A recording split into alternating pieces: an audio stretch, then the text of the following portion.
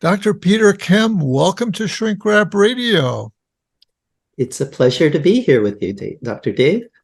Yeah, well, by the way, I hope I can call you Peter and you can call me David. Sounds perfect. Okay. Okay. Yeah, because I want you to be comfortable and for us to really get to know each other here. And so I'm you've written this very significant book that we're going to be discussing, the title of which is How Trust Works.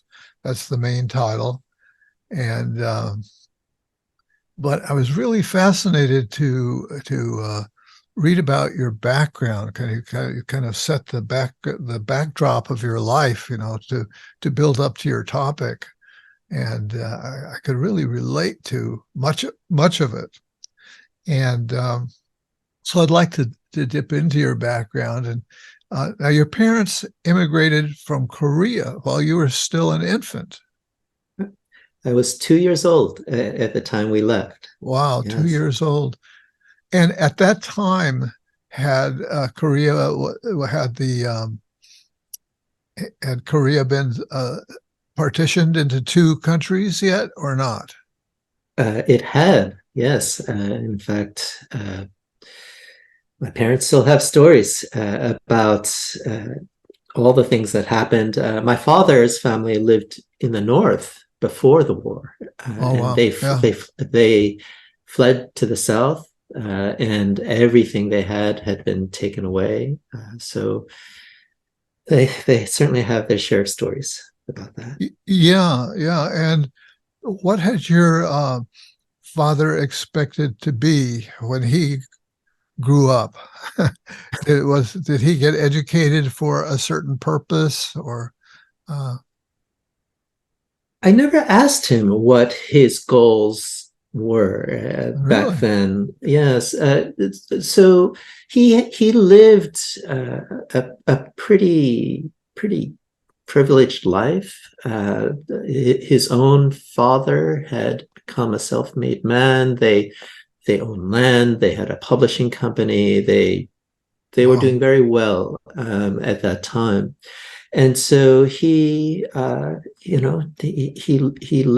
that kind of life, And of the was well-to-do. that did all of that happen in the North at that Yes, time? it happened in Yeah. the north. Yeah, yeah, and so um, so you can imagine what a shock this must have been when the war happened, Yeah. and having to flee and having all of it taken away. So it was a pretty tragic set of circumstances. Yes, really, the life of refugees. And so, how did your father and your father and mother, were there siblings as well? So both my parents come from very large families, so many siblings scattered around the world. I actually met one of my cousins that I had never met before. She's in Argentina, Buenos Aires, and we met in Berlin for another cousin's wedding. Yeah. Oh, wow, amazing. And what about brothers and sisters? Did you have any of those? I have two younger brothers. One that was a year younger than me, and well, he still is a year younger than I am, and he had that that same journey that I did, and then we have a much younger brother, so he's 10 years younger than I am, and so he Uh-huh. was born in the U.S., grew up here. Yeah. And so your father led the family initially to somewhere in South America, right? You mentioned Buenos Aires. Yes, we lived in South America for 2 years. So during that time period, we moved to various countries, and my recollection of that time was very sketchy. I was very young at the time. Right, right. I only remember these snippets from Argentina, going to preschool there, but that was a time when many people were leaving Korea to find a better life Yeah, elsewhere. And so some of my relatives still live in South America, but my parents' ultimate goal was to make it to the US. yeah, yeah. Well, it's great that you have relatives in South America if you like to travel and you want to visit. We're planning a trip down there. At some point, we'd love to visit that. Yeah. Oh, yeah, yeah. And so you mentioned that your father, since the book is about trust, and you indicate that he had a lot of trust in the American dream, even though he was not an American yet, but it was sort of a gravitational pull for him to the the thought that he could have a better life for his family in the U.S. That was certainly the motivation to find that better life. I don't think their lives were terrible in Korea, but this was post-war. There was a lot of rebuilding to do, and still a lot of sacrifices being made back then. And the my father grew up watching Hollywood movies. He watched so many, Yeah. Okay. Yeah.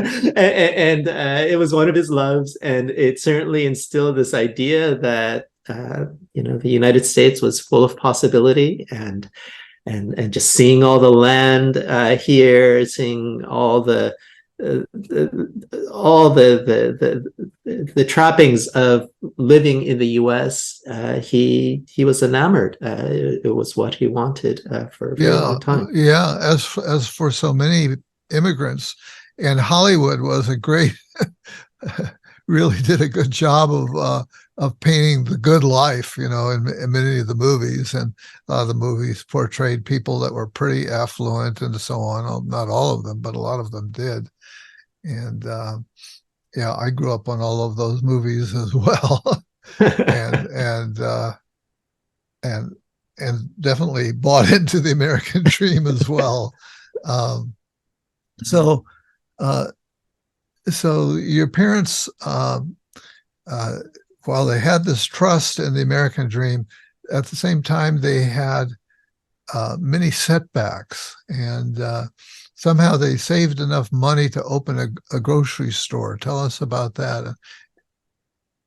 So it wasn't a grocery store. It was a little shop that sold all sorts of things. I think they sold different things at different periods, Yeah, and it was really just the product of them talking to other people in their immigrant community about what would sell, what would do well.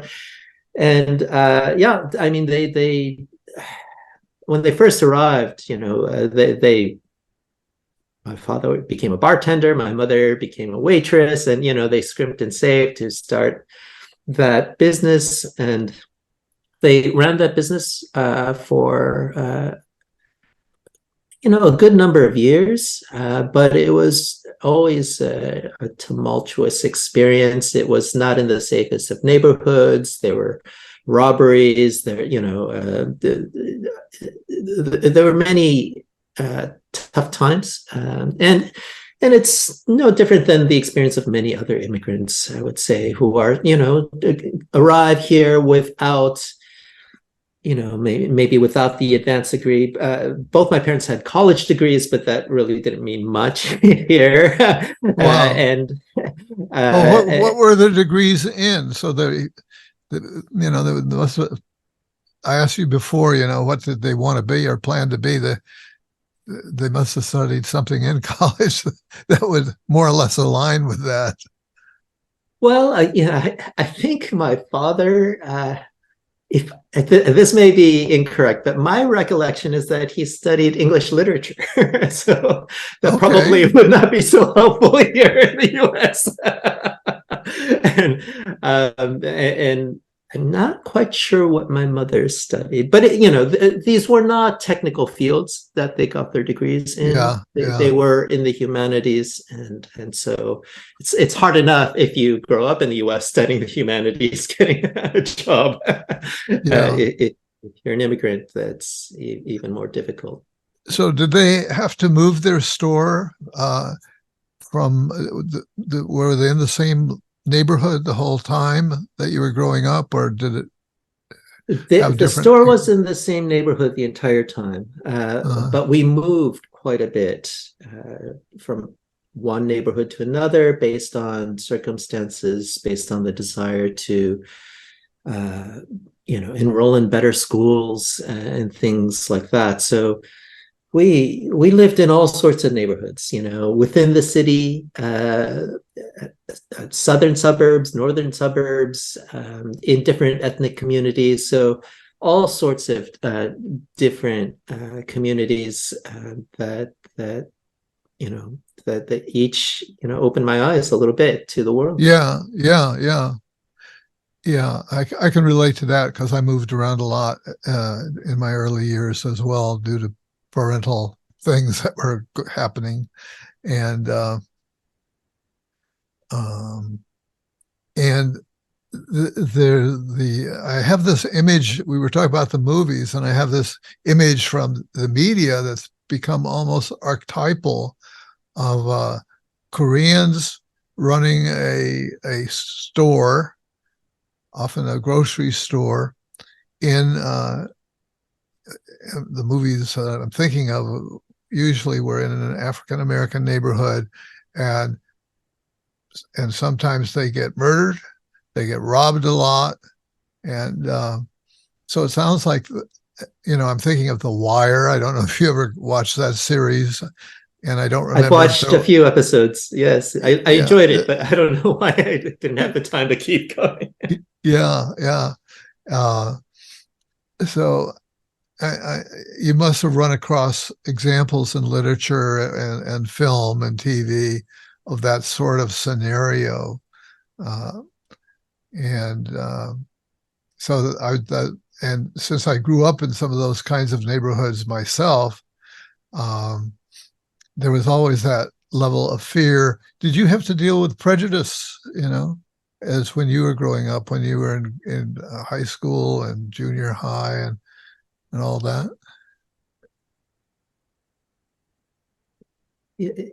It's it's a good question. I think I would probably put it in the category of being an outgroup member in general. So I was the outsider, regardless of the community. Yeah, How much of that was due to prejudice versus other things? It's hard for me to say. I was pretty young at the time. I would probably say that it was.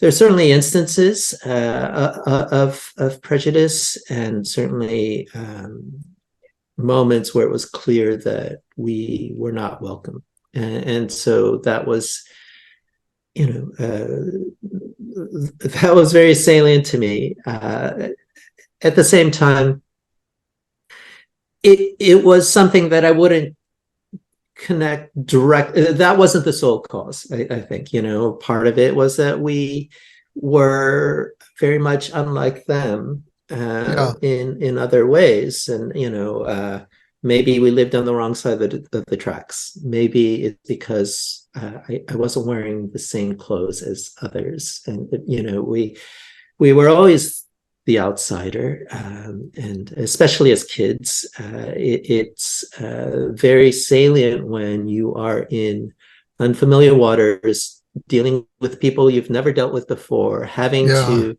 find a way to get accepted in those groups, and figuring out, well, how do you build your own community in that kind of circumstance when everyone is so clearly different? We were always the only Korean family, for example, in wow, the wow. neighborhood. Well, I'm guessing that you were probably a pretty brainy kid as well, and that maybe you did well in school and classes, and that also can mark one for bullying and so on. Yeah, I would say that I was never bullied in that Good. way. I think Yeah. I think it in part it was helpful because I I was one of the larger kids when I was younger, so Oh, I was not marked that, for bullying oh, based. that does help. Yeah.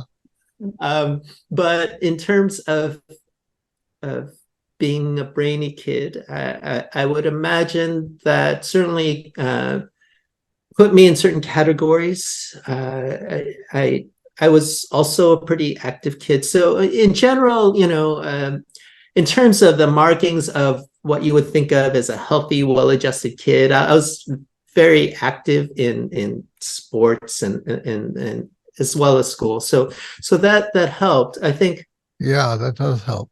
yeah, where it made, I think, where being a slightly brainy kid in a school made me feel a little bit unusual was actually in high school, where all the brainy kids were from affluent families, and I was a brainy kid that was not, and Uh-huh. so it became very much like the narrator in The Great Gatsby. So I was Yeah. surrounded by people. So this was at a time when we lived in this neighborhood. I did not live in the neighborhood, but I went to the high school Yeah. where a lot of the people there were, nouveau riche in terms of family background. And one of the markings of status was your ability to show that you were wealthy. And so the nice clothes, the nice car, and Right. so on. And I certainly had none of Yeah. Ouch. Ouch. Yeah. that. Yeah. So, it definitely shaped my sense of belonging. And so they're both pros and cons. Yeah. The cons were feeling like I didn't belong. I was not, I was not able to join these social activities. Like, even when I was invited, some of these things, like going to a concert, for them this was just a normal thing. Why don't we go to this major concert? And I couldn't imagine spending that much to go pay for a ticket for one night to go Oh, to yeah. that concert. Right. Right. Yeah. Wow. I can So really understand that. yeah. So in that sense, it was difficult. But the upside was that I did eventually make some very good friends, and through those friendships, I was exposed to things I would never have been exposed to: art, Uh-huh. music, and so that broadened my horizons in ways that would not have been broadened if I didn't have those Yeah. experiences. Yeah. Yeah. Yeah. Because I was thinking you must have developed some survival skills along the way, and certainly, and I was in a similar situation in regard to that, and somehow I always had a small coterie of friends, and not huge, uh, but people, where they could help me pass one way or another and survive. So now now I get friendly with people on the air. Right, right, right. I mean, we are imprinted by those experiences, right? And I think one of the things it does for me is make me very sensitive to when people are feeling like outsiders, Yeah, and trying to welcome them, yeah, and just being aware of that, right, so.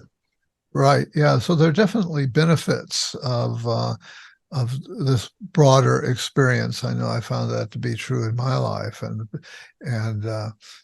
more empathy, realizing that people, the backgrounds that people come from, may give them advantages, disadvantages whatsoever, but whichever way, but that having walked along many paths, one has an ability to kind of empathize and understand. And so, what was college like for you? What did you major in as in college? Mm. Well, college was a transformative experience for me, in large part because that was the first time I was in an environment where I felt like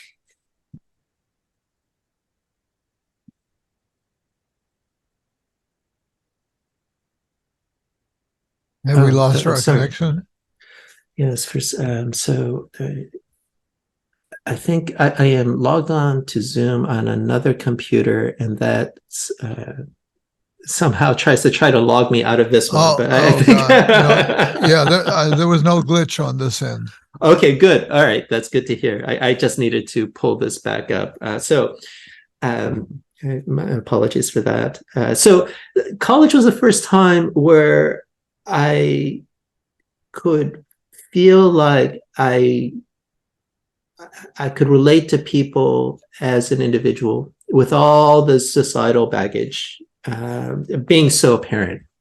So I went to a small liberal arts university, initially with the idea of getting a dual degree, one in the humanities and another in engineering. So they had this special kind of program where you would start off there and then you would move off to either Caltech or I think Columbia for your engineering degree. Um, I eventually did not opt for the engineering side because in my first year at the university, I spent the entire first semester or first year doing math. I just Huh. realized I needed more balance in my life. That maybe engineering wasn't right for me. But from a social perspective, this was finally a setting where we were all sort of on a level playing field, and the emphasis was not on how much wealth your family had. It was Yeah, on just you as an individual, and in fact the effort was made to downplay your background, and so it was a very open place. And so I finally was in a situation where I could just connect to people on a one-on-one basis and as human beings without all that extra baggage. And so it was a very liberating time for me where I really came into my own. yeah. I would have thought that you were in the social sciences because you, in the book, you mentioned that you've always uh, were leaning to some degree in that direction, and here you've written this book, which is very much in the social domain, and you're in a school of business. How you're faculty in a school of business. How did that happen? Right. So I ultimately majored in psychology and economics Okay, there we go. in college. And so I gravitated towards those subjects very quickly, precisely because they gave me a lens into human nature and how we relate to one another. More psychology, but economics to some degree as well on a broader scale.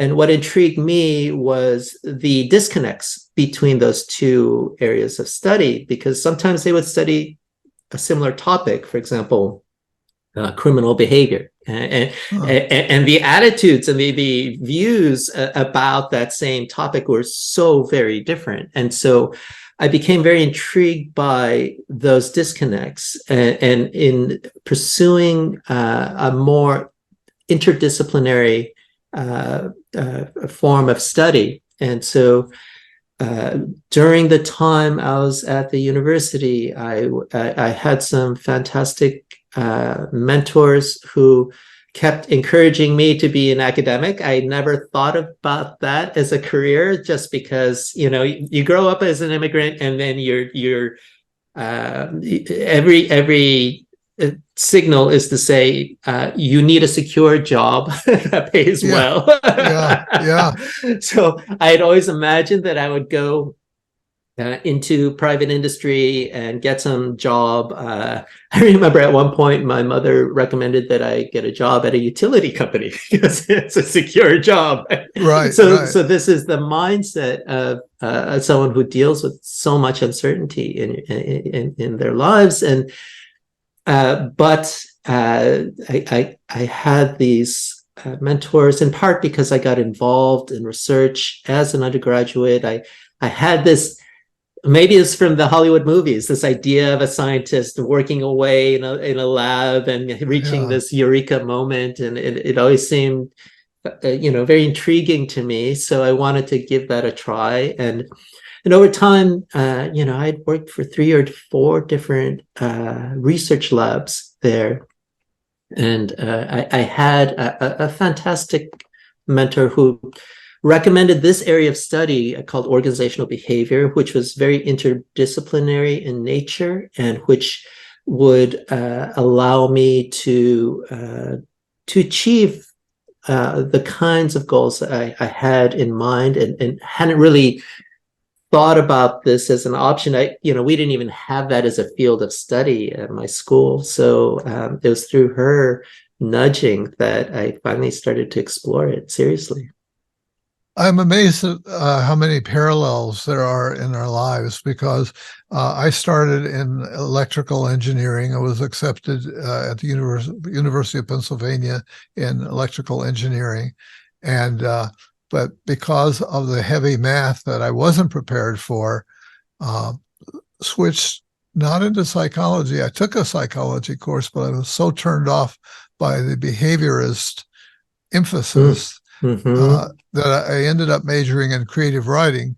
And then I came to that place where, oh, let's see, I need to be able to support myself. And so that's kind of how I found my way into psychology. And and along the way, OD became a focus for me too, because I got very interested in group work and group behavior. And but enough about my story. Let's get more into your book here, because your book is about trust, and I wanted to delve into the development of trust in your life and that whole background, and sort of wondered, well, how did it become as such a significant thing for you? So give us, you've done a bunch of research for what, 20 years worth of research. And what have you found out? So shall I answer your first question first? How the trust became such a major part of my life Sure. before? Okay. Yeah. So one of the things that is essential for trust is a willingness to make yourself vulnerable in situations involving risk. And as Yeah. an immigrant moving from one community to the other, that sense of risk was so palpable. It was always central, and so there was always this decision of who do we make ourselves vulnerable to. And as a child, it was especially salient to me. So that's where these issues of trust became important, and also more broadly, this question of identity, because ultimately, I study the matter of trust from the lens of identity. Who we are, how do we negotiate who we are, how do other people see us, and so on. And trust is one of the most vital elements of that. Are we a trustworthy person or not? And Yeah. so as we moved from one community to the other, it was always this quest for an identity of a successful person, someone who belonged, someone who could fit into that society. So that question, this need to constantly reinvent ourselves in order to approximate that goal, converge on that goal, was so palpable. And then the other thing that it made salient to me, and that has informed so much of my research, and this gets to the second part of your question, is it also made me aware of how often we get these perceptions wrong, how moving into these different communities, there are all sorts of preconceptions about people that we make that have very little to do with the actual trustworthiness of the person in question. And so, the various cues we rely on, the simple fact that we're part of the same group or not part of the same group, how we look, where we live, all of that became very salient to me. These superficial cues that may have very little to say about you as a person can make such an important difference in the trust we exhibit. And this is something that we all do. I mean, we can't avoid it. We are all signal detectors in that sense. We rely on these Yeah, cues. yeah, and you discovered that there are a variety of cognitive errors, if you will, that we make, and there were some surprises that came out of your research, in which you found that because of those superficial things that people could identify with, that they tend to we tend to think of ourselves as trustworthy. That's one, and there may be a bunch of cognitive errors there, but we tend to perceive ourselves in a more or less positive light in relation to trust, and so we kind of overgeneralize to the larger population that we identify with, right?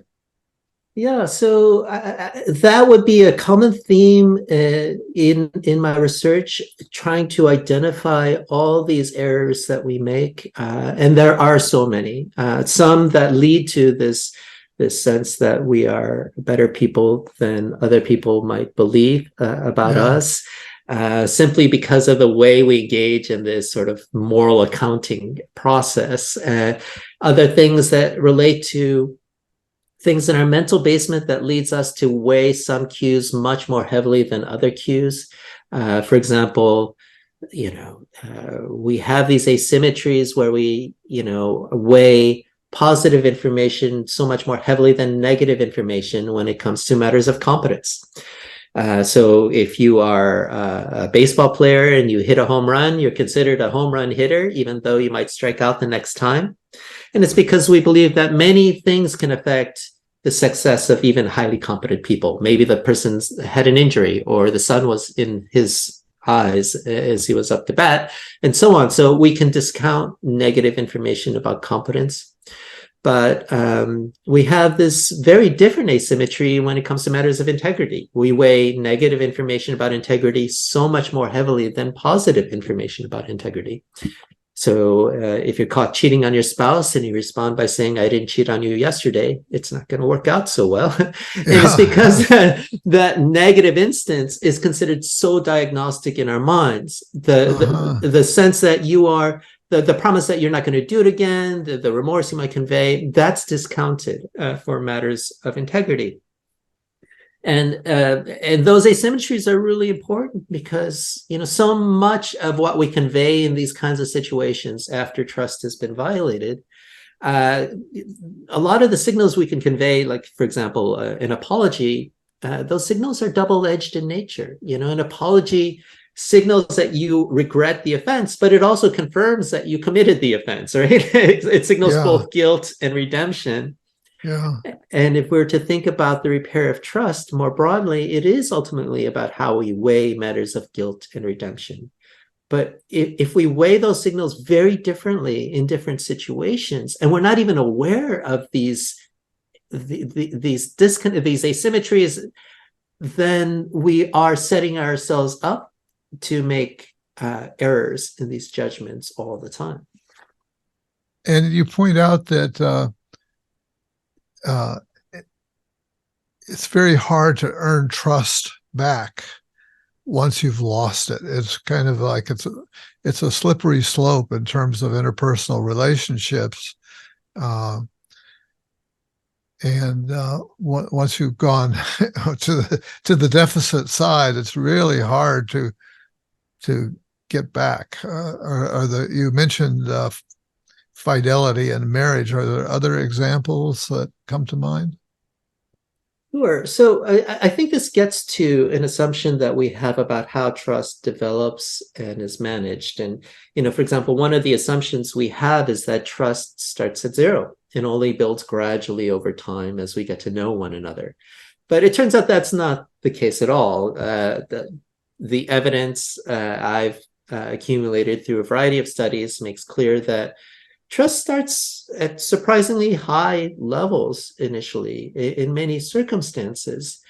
And we're just not recognizing how often that happens. So every time we dine at a restaurant, for example, we are exhibiting enormous levels of trust in the people we have never met who assembled the ingredients on our plate. That includes Uh-huh. farmers, distributors, resellers, the cooks in the back, in the Right. back, the waitress and waiter. So, and when you make mistakes there, it can be pretty serious. I know of a case not too long ago in, I think, maybe Washington State, where some people died from eating a milkshake because the Uh, machines hadn't been cleaned adequately. And, wow. Yeah. over half of the 73,000 cases of E. coli infection are transmitted through food, and that can be deadly. So, we're exhibiting trust a lot. We're just not aware of it or conscious of how often we do that. But if we were to think about it, imagine a world in which trust did start at zero. We would never be able to leave our homes. So it's functional for us to exhibit at least some initial trust in others, to allow for us to navigate the world and to engage with one another productively. But at the same time, we're extremely sensitive to violations of risk, and so sensitive, in fact, that even unfounded allegations by people we've never met, that cannot be substantiated, are sufficient for us to lower our trust dramatically in those who are accused. And so, that's the other side of the coin. We are so Yeah. sensitive to these potential violations that it'll go, the level of trust will plummet below those initial trust levels. And then from there, you have this dual problem. One, how do you elevate the trust? But also, how do you eliminate the mistrust that's been sort of created through the allegation? Yeah. Right now, I'm thinking of how social media have magnified um, the potential, I guess maybe on the positive side, but also very much on the negative side, where your reputation can be destroyed by people who have never met you, don't know you personally. They might have heard something, or they might have got an impression from, or they might have heard some gossip about you, and then your reputation can plummet. Yeah, yeah, and these accusations are being made all the time in all forms of media, including social media, and they're probably a particularly bad culprit on that Yeah, front. And this gets to uh, another problem with how we make these judgments. For example, we like to think that we are rational and careful in making these assessments, but we're not at all. It turns out that when this new information is conveyed, this kind of allegation, our immediate response is to believe it. And then we only on occasion devote the time to question whether or not that's true or not, if we have the motivation, time, and opportunity to do so, but we often don't. yeah, yeah, And as we're constantly bombarded by this information, we less and less often get to that second stage where we can actually make that more deliberative judgment. yeah, yeah. Now,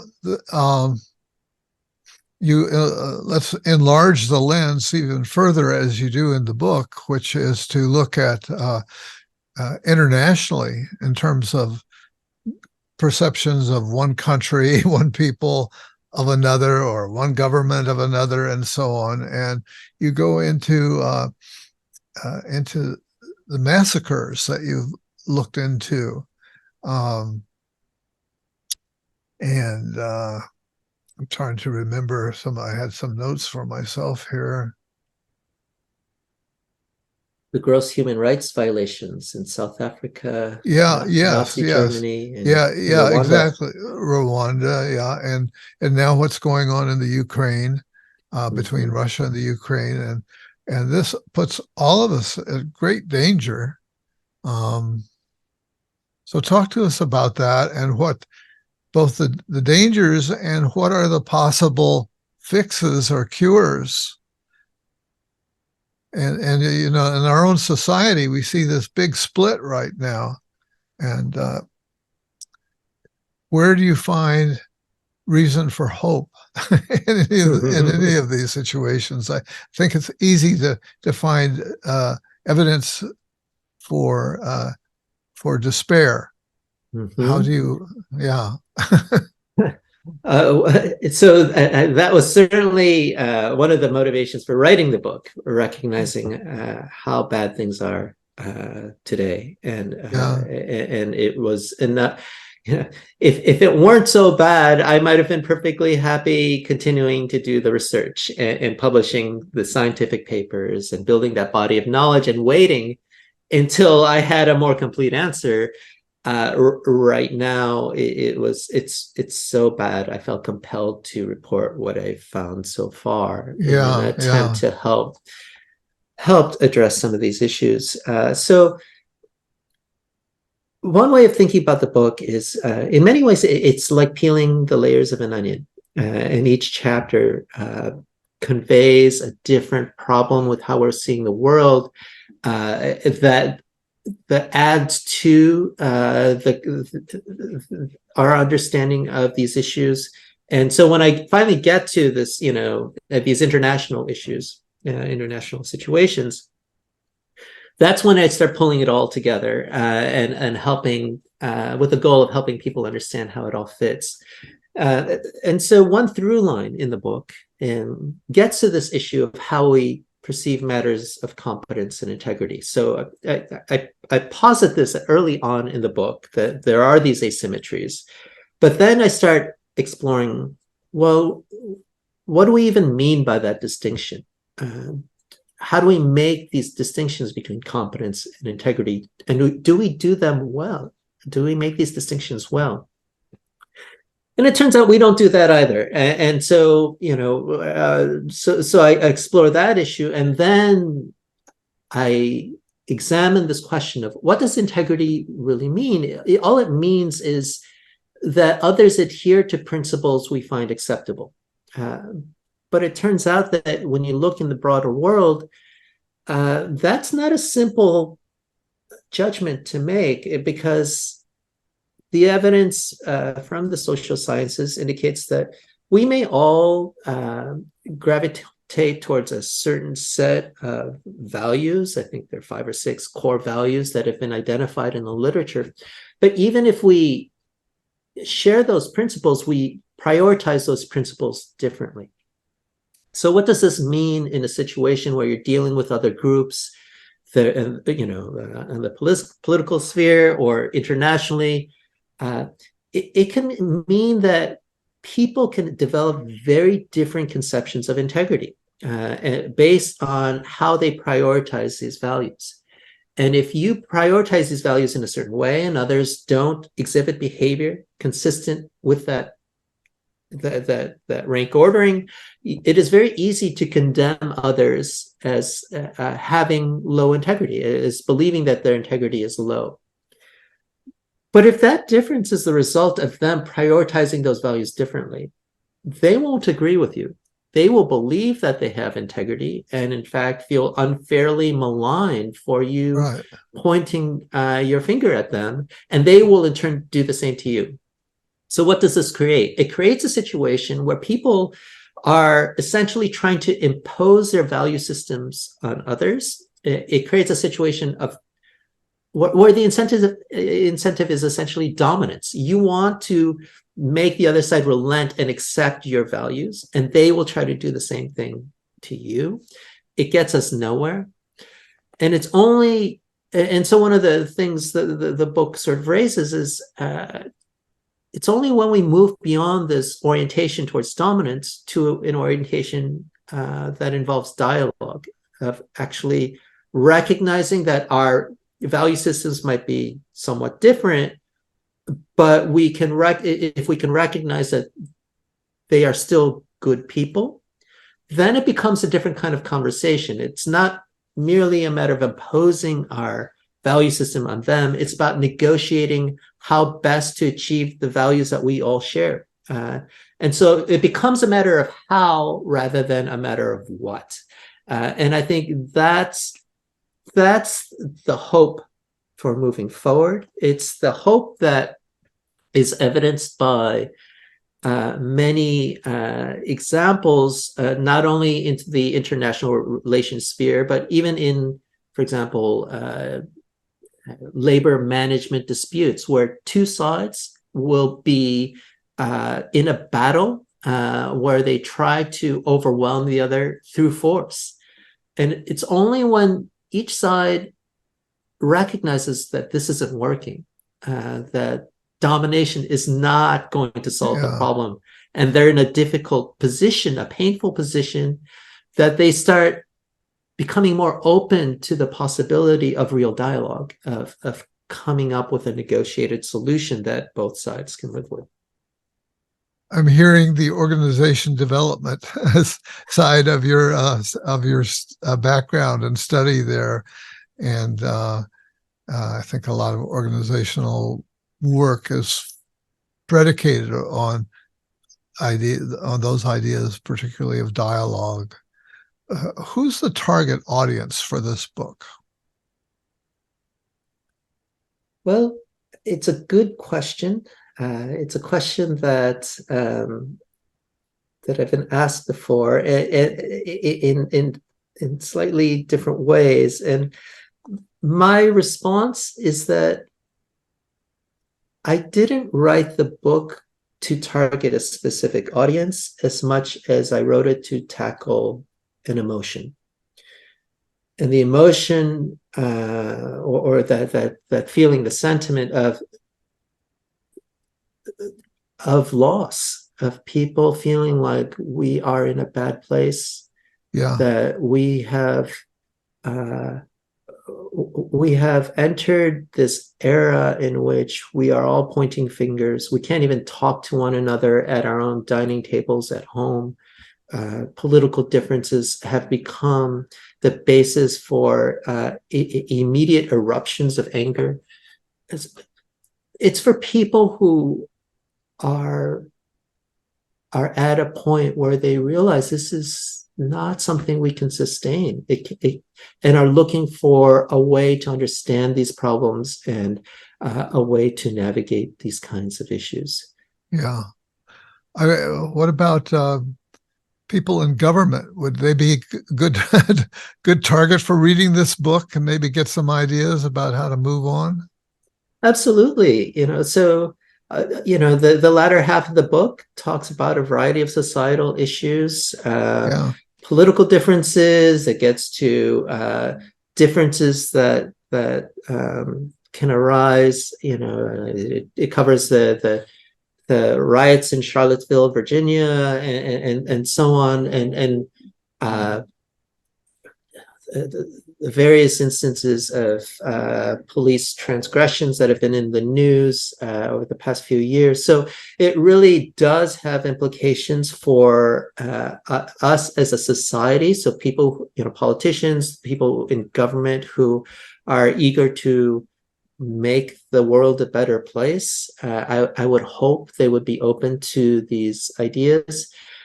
I would say that one thing one audience the book is not intended to serve are people who are interested in just, these kinds of superficial how-to guides and quick fixes. Because there are plenty of books like that, right? Especially in the self-help arena that just give you like 6 tips. And then suddenly your life is different. There are so many the people I interview are, write those kinds of books, and it's refreshing for me to to come across someone who is not doing that and is saying, yes, it's a serious situation going on here, and it's really going to require some deep thought and deep dialogue, deep change.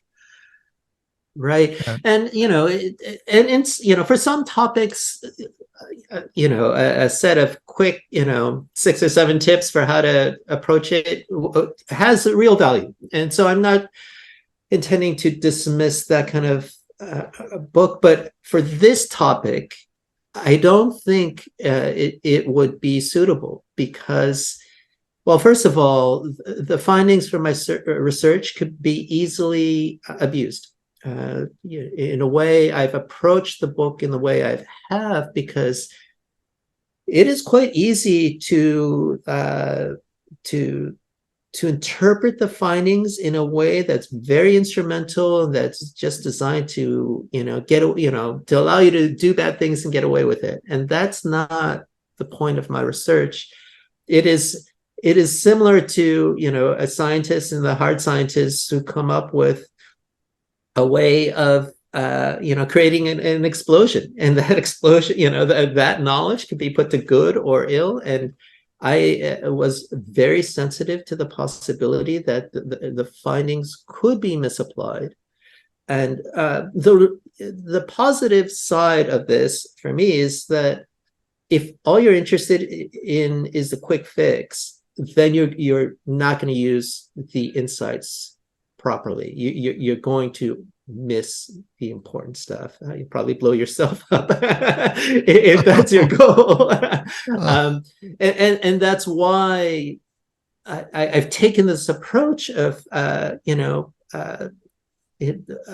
providing additional insights with each chapter, so that by the end you have a more comprehensive understanding of what this takes, and hopefully through that understanding, a greater desire to deal with this knowledge responsibly.